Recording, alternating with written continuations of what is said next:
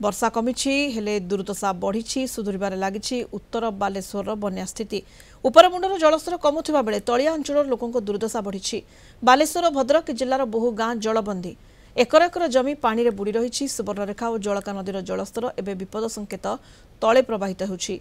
गतकाली उपमुख्यमंत्री प्रभाती परिड़ा बालेश्वर जिलार प्रभावित अंचल बुली देखि क्षयक्षति आकलन पर विपन्न को क्षतिपूरण दियाजिबो बोली कहिथिले। बन्या विपन्न को 7 दिन पई रिलीफ चाउल जोगाइबाकू निर्देश देइछन्ती उपमुख्यमंत्री। सेहीपरि गृहपालित पशुमानंको खाद्य तुरंत जोगाई देबा पई विभागीय अधिकारी को निर्देश दिया जायछि। जलका नदी में बन्या आसी बस्ता ब्लॉक 8टी पंचायत एवं सदर ब्लॉक 2टी पंचायत प्रभावित होइछि। हजार हजार हेक्टर चाष जमी रे लहड़ी मारुछि बन्या पानी।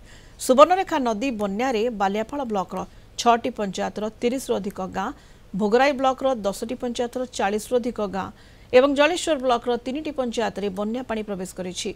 सुवर्णरेखा नदी में गत किछि दिन पूर्व बन्या आसी हजार हजार हेक्टर जमी रे पनिपरिबा चाष उजाड़ी देइथिला। एबे पुणी थरे बन्या चाषींको मेरुदंड को दोहलाई देइछि।